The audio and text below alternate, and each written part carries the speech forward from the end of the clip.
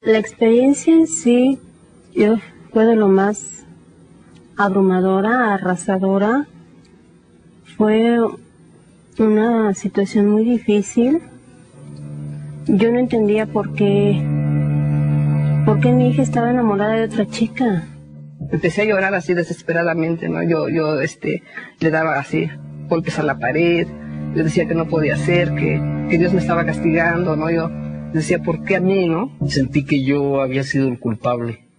Sentí que mi conducta no había sido la adecuada, que no había sido el padre responsable que él esperaba de mí.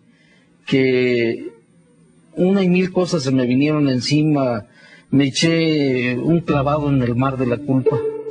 En algún momento una señora nos habló muy angustiada porque se acababa de enterar que su hijo tenía VIH. Entonces soltó llorando. Pero dijo, pero lo peor de todo es que me acabo de enterar que es Joto. 10 años antes, él me había confesado, me había dicho que tenía VIH. Eso me impactó, definitivamente me impactó. Posteriormente me dijo que era homosexual. Todo de homosexual, bisexual, me dijo que era transexual. Pero si hubiéramos tenido más apertura y sobre todo si no hubiéramos sido homofóbicos, mi hijo desde muy temprana edad hubiera podido expresar su orientación sexual abiertamente, por lo menos en casa, quizá mi hijo no hubiera muerto de SIDA. Nos cuesta mucho trabajo inclusive mencionar la palabra homosexual o la palabra gay cuando estamos enterándonos de todo esto. Y la misma palabra homofobia todavía no es asumida por la sociedad, ¿no? Es un concepto todavía que falta hacer mucha labor de difusión, de explicación, de educación. Soy gay, vivo con mi madre, con mi hijo adolescente, bajo un mismo techo. Mi paternidad es una paternidad de carácter afectivo. Lo más importante de una relación padre-hijo es la relación padre-hijo, independientemente de la orientación del hijo o del padre. Nadie elige su orientación sexual. Que la orientación sexual simple y sencillamente se va produciendo. Y hay ocasiones en las que la vivimos a plenitud y en ocasiones en las que la reprimimos. Los padres y las madres tienen un gigantesco poder y una magia. Y el poder es en ambos sentidos. Si aceptan a sus hijos, van a tener mucho mayor respuesta, mayor integración, mayor comunicación con sus hijos, van a entender mejor de qué se trata y va a haber finalmente una unión familiar.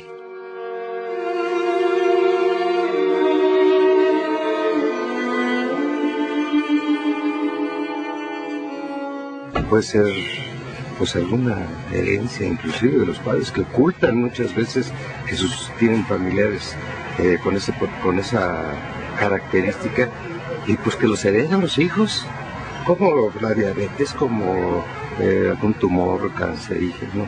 Entonces todas esas cosas se heredan y esto también es hereditario y muchas veces los padres lo ocultan, vuelvo a repetir, por el machismo que hay. Cuando mi hijo me dice como una semana antes que tenía algo importante que decirme, pero que era bueno, yo le pregunté que si era grave o porque yo lo vi así como preocupado, ¿no? Como que lo estaba pensando mucho para decírmelo. Yo le dije, estás mal en la escuela, y me dijo, no, bueno, tú con tu novia, porque en ese entonces tenía una novia, ¿no? Le digo, ¿tu novia está embarazada? No, me dice, no. Yo dije, ¿andas en drogas? Me dice, no. Yo dije, pues, ¿qué más queda? No, o sea, ¿qué otra cosa puede ser, no? Y ya le dije, ¿eres gay? Dice, sí, ¿no? Entonces, y a mí así como que no me caía el 20, ¿no?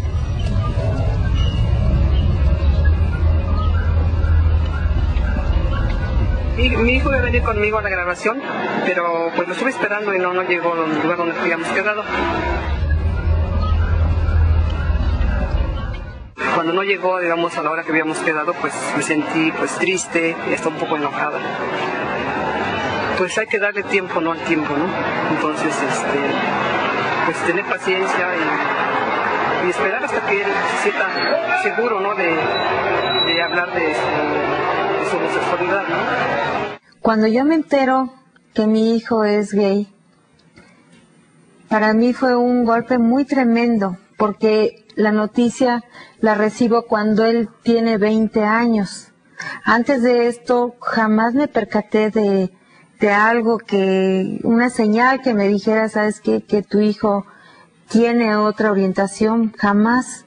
Pero un día en la noche lo sentamos en la sala y le preguntamos, dinos, ¿eres homosexual? Entonces él pues se quedaba callado. Finalmente, después de estar un rato ahí, nos dijo, pues soy lo que ustedes piensan.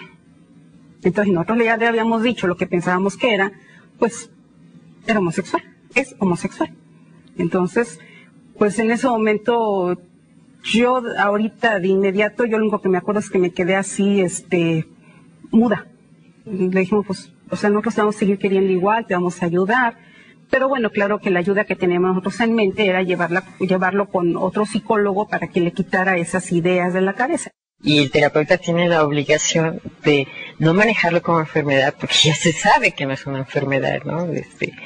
La OMS y todo lo que se está manejando hoy en día, sino un proceso de aceptación de una orientación sexual que no se elige, sino es un multifactorial y que no es así que quiero ser, ¿no? Esto o aquello. Desde 1973, la Asociación Estadounidense de Psiquiatría eliminó a la homosexualidad de la lista de enfermedades mentales.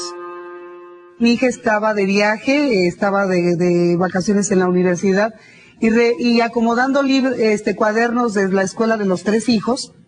Y entonces yo dije, pues voy a ver qué escribe mi hija. Y en ese momento veo que es su diario.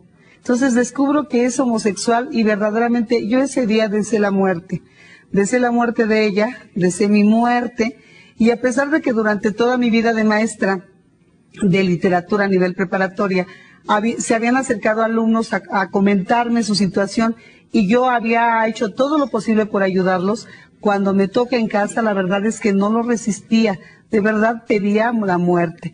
Fue una cuestión muy dura, me sentía culpable porque yo dije es que como yo era machorra de niña, pues ahora resulta que mi hija completa la semilla. Que esto puede suceder en cualquier familia, que esto sucede en 1 de cada 5 familias, que hay familias que tienen 2 o más hijos que no son heterosexuales. Yo traigo 2 por 1, en el sentido de que tengo 3 hijos, uno de 22 años, el que sigue de 19 y una jovencita de 16. A los 18 años del mayor, me entero abiertamente, nos enteramos su padre y yo, de que se declara gay. Él tiene actitudes femeninas, amaneramientos, lenguaje, vestimenta, en la que insiste preferentemente en todo lo femenino. En nuestra sociedad machista, que considera al hombre arriba de la mujer, quien se atreve a dejar ese lugar de privilegio o se coloca a nivel o abajo de la mujer, ya sea por su identidad, que se identifique como mujer, siendo cuerpo de macho o de hombre, quien se exprese o tenga ademanes o tenga vestimenta consideradas por la sociedad de mujer o la expresión genérica, o quien tome posiciones sexuales consideradas propias de la mujer, es una gigantesca amenaza. Y muchos hombres están dispuestos a dar la vida, a no perder, a sentir que tienen su dignidad, que es lo más preciado que tienen, si en algún momento alguien los considera que dejan de ser hombres. A los 3 años el hijo mediano me dice, mamá, ¿qué crees que pues yo también soy gay? Cuando yo creí que ya me estaba preparando, que yo ya había leído, que ya no era necesaria una terapia, porque con el primero habíamos ido a terapia familiar, individual, grupal, de adicciones, de todo lo que pueda haber, pues al fin de enfermera, creí que ya lo sabía todo, creí que ya estaba toda la situación familiar conformada y orientada. Y cuando este hijo me revela en esta segunda situación este evento, para mí fue un caos. Si tú dices, sí, yo tengo muchos amigos gays, pero en el segundo en que piensas, si uno de tus hijos o hijas fuera homosexual, ¿sientes que como que te da rechazo? Es que no tienes asimilado el tema. Yo creo que muy poco me faltó para tomar sus cosas y llevarla a la calle. Busqué internados porque realmente yo no podía estar con ella. Entonces fue una situación muy, muy difícil la que vivimos en ese momento. Y lo más curioso es que en casa se hicieron dos bandos. Mi esposo, mi hijo y yo en contra de ella. Y si ella peleaba conmigo, ellos dos reaccionaban en contra de ella. Hubo un momento también en que anulé todas mis emociones y mis sentidos para que lo que ella hiciera ya no me afectara y de ese modo ellos no reaccionaran en contra de ella. Fue una situación muy, muy difícil la que vivimos en casa cuando ella no me comparte, que es lesbiana. Yo antes de saber la noticia de que mi hijo era gay, yo decía que no me cambiaba por nadie.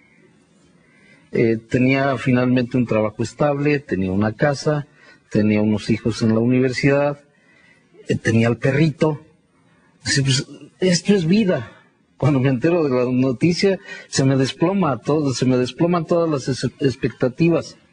Inclusive llegué a pensar que era por falta de atención, ¿no? Tanto mía como mi esposa, como los dos trabajábamos, creímos que el descuido, no descuido, pero vamos, finalmente el poco tiempo que igual pasábamos con él, pudo haber afectado sus sentimientos. Inclusive yo decía, Dios mío, ¿por qué me castigas así? Y ya pensándolo un poquito más tranquila, más fríamente, decía, bueno, y realmente ni me estás castigando a mí, estás castigando a mi hijo. ¿Por qué lo castigas a él? Castígame a mí, si esto es alguna falta que yo cometí, a mí, no a mi hijo. Entonces empecé a cargarme de culpas. Una forma como uno se puede dar cuenta si es una persona homofóbica o no, porque es chistoso, de entrada la mayoría de la gente dice que no lo es, pero en sus acciones sí lo es. Si eres una persona que gustas de chistes, o sea, si te dan gracia chistes que aluden hacia personas homosexuales, ¿no? Que no implica una descripción sino una humillación, porque pues sí se vale reírnos, ¿no? Pero no de la humillación. La homofobia es una expresión de la ignorancia acerca de la sexualidad, una expresión de la desinformación que promueven algunos sectores, especialmente la Iglesia.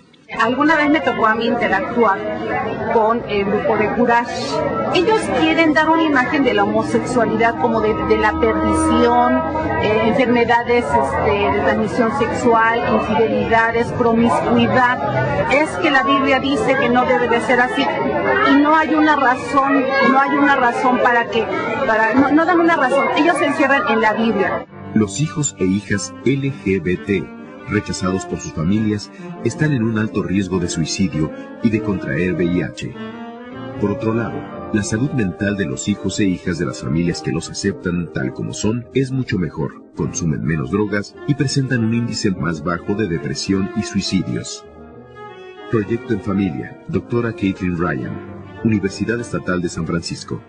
Híjole, yo la homofobia la refiero mucho en mí y fue un pánico, un asco, no entender qué estaba pasando con mi hija. Violencia, agresión con mi hija. Yo, primero aceptar que estoy intentando dejar de ser homofóbica, que estoy en esta lucha constantemente. El hostigamiento en el hogar hacia personas homosexuales tiene unas consecuencias terribles. Para empezar, el 49% de los abusos hacia personas homosexuales, especialmente abusos emocionales, porque a veces creemos que el abuso solo es físico, pero no, también es emocional, está hecho a manos de su propia familia. Después de que les dije, todo se derrumbó. Mi papá se alejó de mi mamá y él le decía que era su culpa que yo fuera así. Buscó a mi pareja y la amenazó de muerte. Él me terminó, no porque ya no sintiera nada por mí, sino por miedo a mi papá, Ismael. Cuando empiezo a aceptar esta situación en mí, a perdonarme a mí, cambia la visión. Cambia la visión, puedo entrar en esto que yo le llamo mi viaje interior, de no censurarme, de no taparme la boca, ni mis pensamientos, ni mis ideas, y menos mis emociones.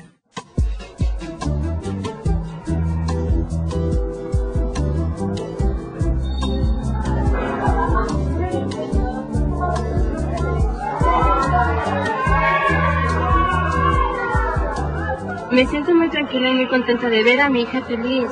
Si ella está feliz, qué bueno, me da mucho gusto.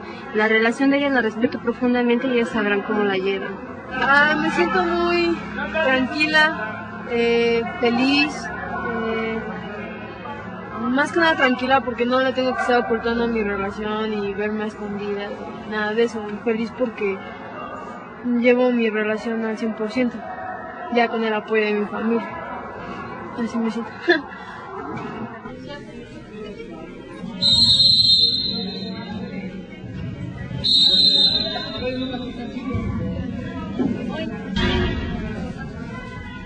Sácala, mi amor.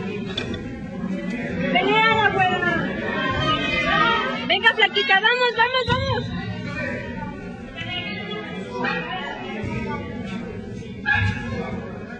Bueno, la diversidad sexual se relaciona con los diferentes modos, las diferentes estructuras, las diferentes maneras de actuar de los seres humanos sexuados. Si somos muy disímbolos, muy diferentes en cada manifestación de la vida concreta, la sexualidad no sería la excepción. Hay un enorme abanico de posibilidades en cuanto a apetencias, en cuanto a gustos, en cuanto a placeres, y en ese enorme abanico cada ser humano ocupa un lugar determinado. Lo que sí no ocurre es, en nuestras culturas, un respeto a esa diversidad sexual. Pues que hay que aceptarlos como son, porque es igual como cuando tienen una enfermedad, tienes que aceptar tal y como son. Sí, porque en primera, ser homosexuales no tienen una satisfacción que entre comillas llamamos normal, o por su tipo de relación, entonces pues no creo que en algún momento la relación sea correcta y pueda haber todo ese tipo de riesgos. Pero en México tenemos a un Juan Soriano, admiradísimo escultor, tenemos a Sara García. Ya no habrá Nochebuena. ¿Cómo? Que falta la mejor de todas. Estás loca, Lisa. No, aunque lo creas. Ya verás. Que han contribuido tanto a la civilización, a la riqueza cultural, a la industria, a la plenitud. Sobre la orientación sexual hay muy diferentes posturas que parten desde la concepción de su origen. Las voy a sintetizar en dos grandes perspectivas. Aquellas que dicen que hay factores prenatales, es decir, antes de que nazcamos, y aquellas otras que dicen que la orientación sexual se va construyendo en la vida postnatal, es decir, merced al aprendizaje social, a la influencia de los padres y en general del medio que nos circunda. Lo que sí es cierto es que los seres humanos tenemos derecho a vivir una orientación sexual que sea la nuestra, independientemente de cuál sea su origen. Quizás sea gay, quizás sea lesbiana o tal vez heterosexual. En cualquier caso, la familia y el sistema educativo deben garantizar su desarrollo integral como persona. Y como ya eran tantas preguntas y tantas interrogaciones de la familia, pues me atreví a decirlo y en ese momento me abrí y les dije, ¿saben qué? Soy gay, Emilio es mi compañero, me puse a llorar y no me había podido desahogar y primero me dijeron que sí me aceptaban y después sufrí el rechazo. Lo que observé en las familias que están compuestas por dos varones que son pareja o dos mujeres que son pareja, se les llama hogares homoparentales porque están compuestos por un mismo sexo, pues son características diversas, como diversas pueden ser las características que tienen las familias compuestas por un hombre y una mujer. Y pues tenemos una familia ya hecha. Yo era lo que yo buscaba.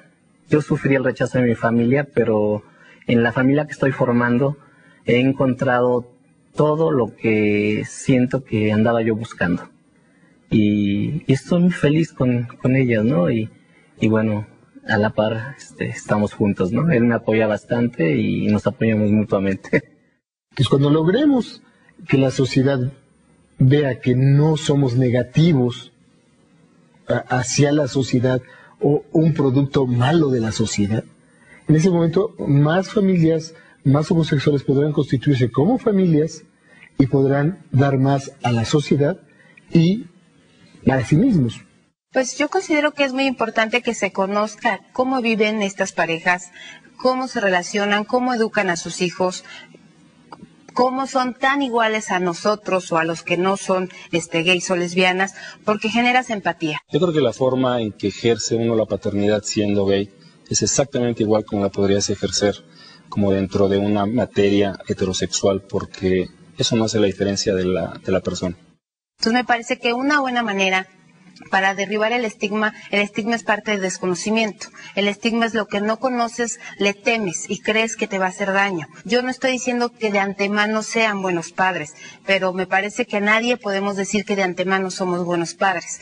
Y finalmente, pues las tasas de abuso sexual en las familias heterosexuales siempre ha sido muy alta.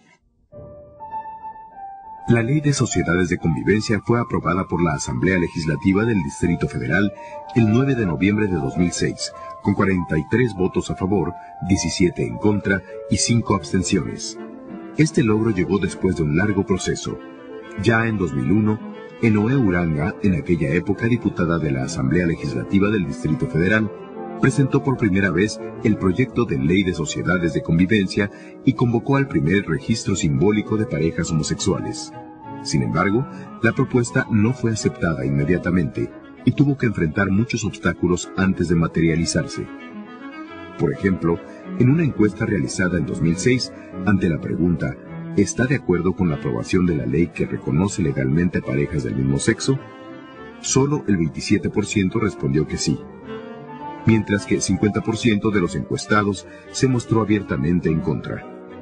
Si bien se trata de una ley que no goza de las simpatías de la mayoría de los capitalinos, la información adecuada y detallada posibilitará que la población cambie su percepción negativa y la apoye, como ha sucedido en otros lugares del mundo con iniciativas similares.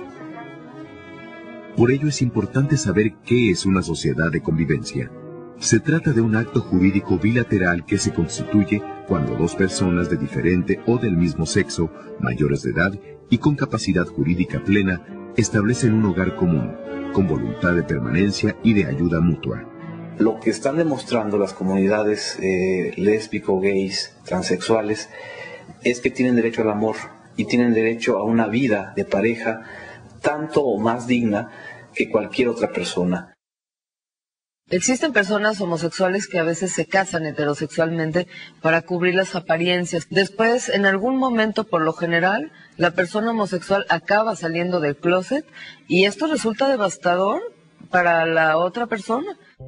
Transformar a un homosexual plenamente desarrollado en un heterosexual es una empresa sin más probabilidades de éxito que la operación inversa. Sigmund Freud. Es la minoría, imagínense los millones que somos, que todos fuéramos así, está cañón, ¿no? Usted no quisiera que su hijo o sus hermanos o algo fuera así, ¿no? Pues nadie, a mí no me gustaría, pero pues había que afrontar la realidad. Lo que más yo pienso con esas personas, así nacen y pues no hay que hacer nada más que no tenerlos en la casa, que busquen un hogar donde vivir y que tengan su pareja como realmente pues tengan que querer vivir. Desde luego pues, no golpearlos, porque ¿de qué sirve? En esta cultura homofóbica nos han educado a todos a desdeñar lo femenino, a desdeñar la homosexualidad, a desdeñar la bisexualidad, y cuando descubrimos la orientación, todos ya somos homofóbicos en ese momento. Era un extraño para mí, y una sensación muy fea, muy desagradable. Y eso es homofobia. Eso es un horror, un no entender lo que es la diversidad sexual, que te lleva a rechazar al propio hijo, ¿no? Entonces es una situación muy dolorosa. Trabajé durante 7 años en una empresa llamada Coca-Cola FEMSA. Tuve que salir de la empresa porque el director de recursos humanos, el señor Eulalio Cerda, dijo que mientras él fuera director de recursos humanos en Coca-Cola FEMSA, no tendría un puto como director en ella, y por eso tuve que salir de la empresa. La discriminación es cualquier acción que tenga como objeto negar, anular, restringir, limitar derechos legítimos de las personas o preferir a una persona sobre otra por razones como el sexo, la edad, el color de piel, la preferencia sexual, las condiciones de salud y cualquier otra que atente contra la dignidad humana. Después hice 2 demandas, una por el ámbito civil y otra por el ámbito penal, una demanda por orientación sexual y daño moral. Fui ganando algunas instancias dentro del juicio, pero en última instancia perdí las sentencias y bueno, es que el poder económico de Coca-Cola es grandísimo. La homofobia en números. 66% no compartiría el techo con una persona homosexual.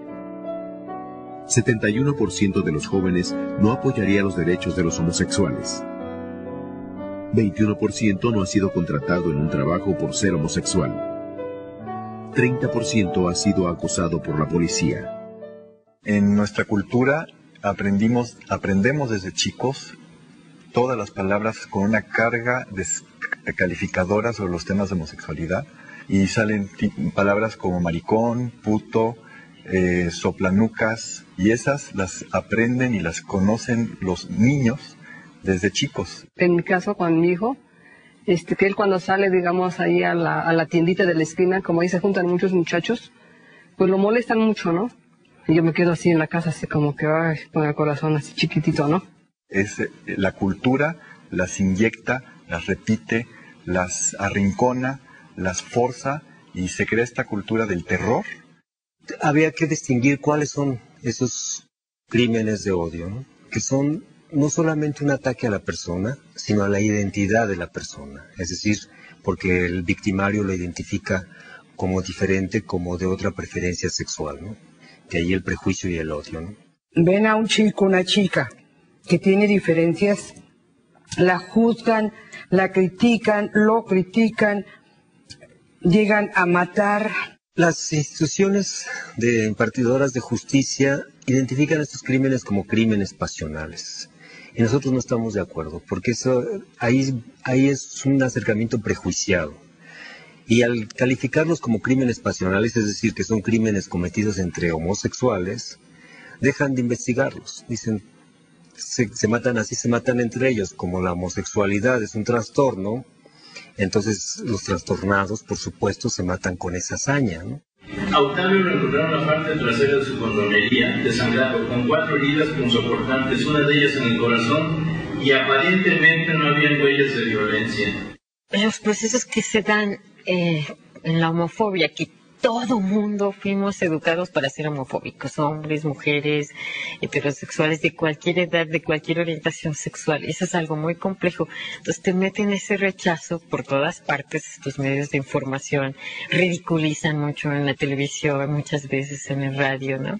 Entonces la homofobia se aprendió por todos. Los 2 grandes temas que ubicaron el interés de los medios han sido el tema de este año, que es el de la aprobación de las uniones de convivencia, y por otro lado el asunto de los militares y el VIH. Tanto el derecho a la salud como el derecho al trabajo son los 2 ejes principales que abrieron y se abrieron en esta discusión. El 24 de septiembre de 2007, la Suprema Corte de Justicia de la Nación amparó, por 8 votos contra 2, a 5 elementos del ejército mexicano que fueron dados de baja después de dar positivo en la prueba del VIH, y decretaron la inconstitucionalidad del artículo 226 de la Ley del Instituto de Seguridad Social para las Fuerzas Armadas Mexicanas, que permite dar de baja a los militares que resulten positivos a la prueba del VIH por considerarlos inútiles para el servicio. Se convirtió en este tiempo y en este proceso en el caso más documentado y de mayor interés informativo para los medios de comunicación masiva. La trascendencia de este suceso es indudable, porque los ministros del máximo tribunal del país han establecido que los principios de igualdad y no discriminación están por encima de cualquier legislación, incluyendo la de las Fuerzas Armadas. Creo que es un litigio que demostró y le demostró a la sociedad mexicana todos los vacíos jurídicos que existen en relación con las personas que viven con enfermedades crónico-degenerativas como el VIH. Sin embargo, en las sesiones del tribunal se presentaron muestras de evidente desinformación. Los infectados por VIH, aun en el caso de que no padezcan el SIDA, no gozan de salud y por tanto deben considerarse inútiles para el servicio de las armas. Estimamos que la sola infección por VIH produce diversos trastornos en el individuo que la padece, los cuales lo imposibilitan para seguir prestando sus servicios integralmente a las Fuerzas Armadas. En contra. Por fortuna, el buen juicio se impuso en la Corte y las posiciones intolerantes resultaron minoritarias. Sin embargo, no es suficiente. Lo que urge es reformar la ley del Instituto de Seguridad Social para las Fuerzas Armadas Mexicanas para cerrar definitivamente las puertas a la discriminación y garantizar los derechos de los militares. Y eso forzó a que hubiera una revisión muchísimo más cuidadosa y más profunda del tema, sentando un precedente único, tanto judicial como mediático. Precisamente ahorita por tanta libertinaje, porque ya no es libertad, es libertinaje, precisamente por eso viene todas ese tipo de enfermedades. Porque llega la promiscuidad, ¿no? Depende de la persona, cómo se maneje dentro de cómo maneja su homosexualidad, ¿no? Tal y como la inducción de odios, de miedos y de prejuicios hacia minorías que son designadas por la mayoría moral, digamos, o por las buenas conciencias, como amenazas o como desafíos a la moral y a las buenas costumbres.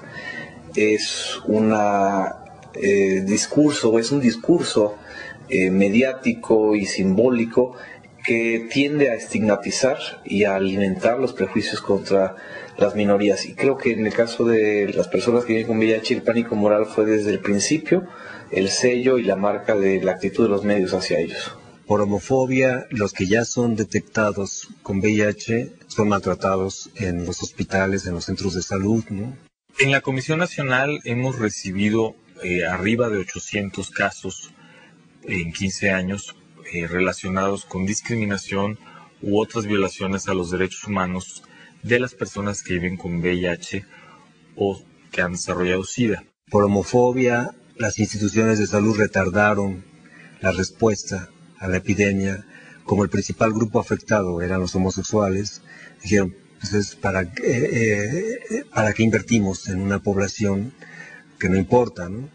Pues yo creo que lo único que puedes hacer por ellos es apoyarlos, es decir, que estás con ellos, porque al final de cuentas lo único que ellos esperan es que su familia los apoye. Me había costado trabajo llegar al grupo. Actualmente estoy en el grupo Condesa. Muchos de nosotros pensamos que podemos solos. No podemos solos. Nos encerramos en nuestra vergüenza, nos encerramos en nuestra casa, que nadie nos vea, que nadie descubra que tenemos un hijo gay. Pero si salimos y comenzamos esa búsqueda de el por qué, lo vamos a encontrar.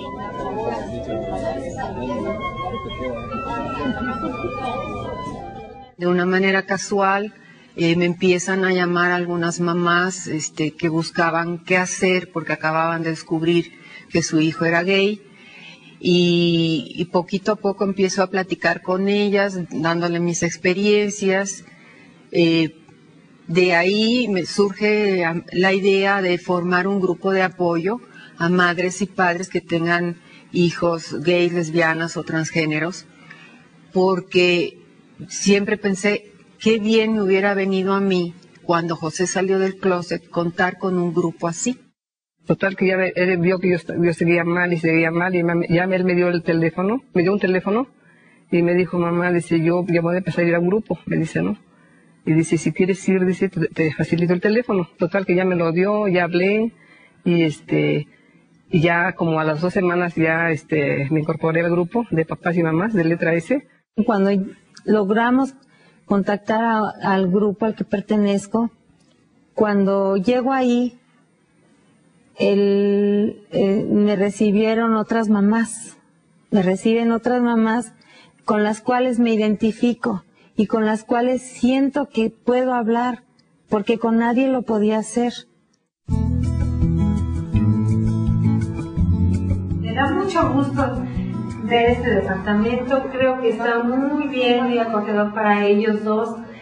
Es mi más grande ilusión. Ellos se quieren mucho, ellos desean vivir ya su vida solo, que se van a alejar un poco de nosotros, pero no me importa, lo que me importa es que ellos se sientan cómodos. Pues a mí me parece bien, me parece muy bien que ya decidan hacer su vida. Pues yo creo que así tiene que ser. Todos tenemos un proyecto de vida y ellos tienen el suyo y nosotros el nuestro. En los grupos de crecimiento, los papás, las mamás pueden reflexionar y poder vivenciar su maternidad, su paternidad de un hijo homosexual sin dolor, sin angustia y al contrario, hasta pueden enriquecer ese vínculo afectivo con sus hijos. Esa experiencia es la que quieren transmitirles a otros papás. Y lo primero que hice fue buscar ayuda, porque yo he amado a mi hija infinitamente y yo no quería que eso cambiara porque no tenía por qué cambiar. Es decir, yo decía, si la amo, pues algo tengo que hacer conmigo. Entonces busqué ayuda con la psicóloga me mandó a un grupo, que es el grupo al que pertenezco afortunadamente hoy, que se llama el Grupo Condesa de Padres y Madres por la Diversidad Sexual.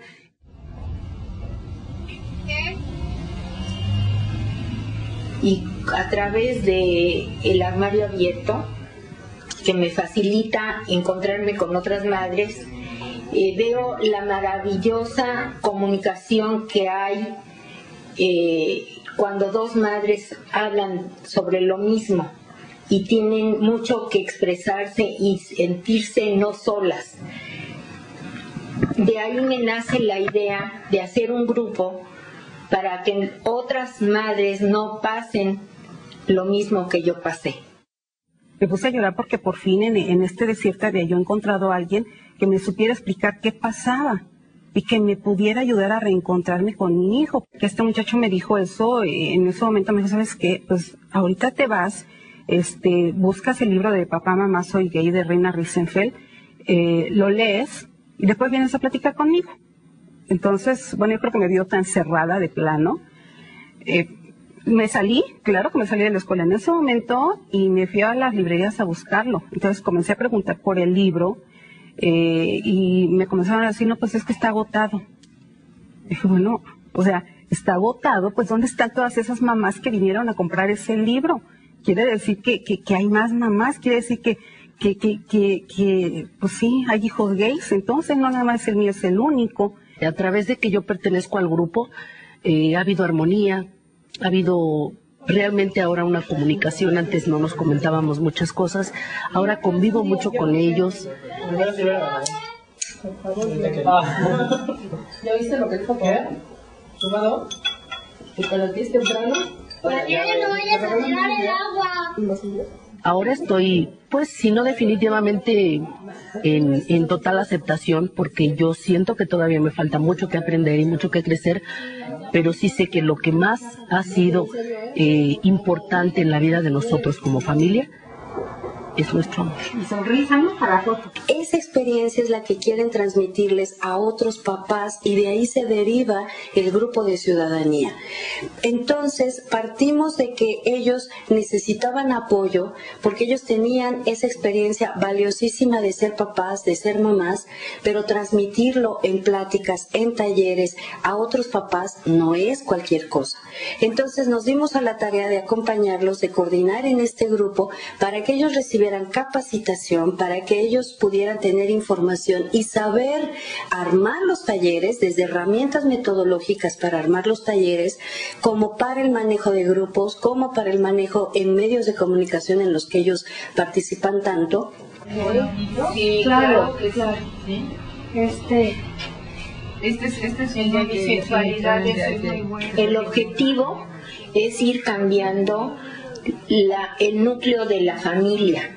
Cuando uno tiene un hijo o una hija que no es heterosexual, que se pueda uno enfrentar hacia la familia y tener la fortaleza, y después a la sociedad que nos rodea, ir recorriendo poco a poquito, ampliando nuestro mundo y hacer un mundo mejor para todos nuestros hijos e hijas. Cargarse en libros, que pidan disculpa. No hay diferencia si es homosexual o heterosexual o bisexual, es lo mismo. Son los hijos de uno, de todos modos se tiene que aceptar, para no perderlos, tenerlos con uno para siempre, aceptarlos tal y como son. Y yo en lo personal he estado luchando mucho porque se les respeten sus derechos. Es eso, que se les respeten sus derechos, no que les den derechos adicionales, porque ellos no son distintos, ellos no necesitan más derechos. Ellos, los derechos que tenemos todo ciudadano, los tienen ellos también. Para combatir la homofobia, lo más importante es visibilizarla, exhibirla, demostrar toda la ridiculez que existe en este discurso homófobo, en donde el odio hacia lo diferente o hacia los diferentes, a final de cuentas lo que viene a hacer es un odio hacia sí mismo. Quiero que mi hija salga a la calle con la libertad con la que yo salí desde siempre, amando a una pareja. La tuve, la amamanté, la crié, y lo que está viviendo ahorita es su vida. Empecé a liberarme de esta carga de prejuicios que traemos la mayoría de las personas en nuestra sociedad, ¿no? En referencia a la homosexualidad. Yo no me cambio por nadie. Estoy orgulloso de mi hijo y estoy orgulloso de mi hija también. Ella es madre soltera y me siento encantado de tenerla. Quiero felicitarlos por abrirse, por apoyar a sus hijos. Yo hubiese querido que mis padres me hubieran apoyado así. Yo lo que hago y lo que me faltó en aquel tiempo fue un ejemplo. Pues eso quiero ser.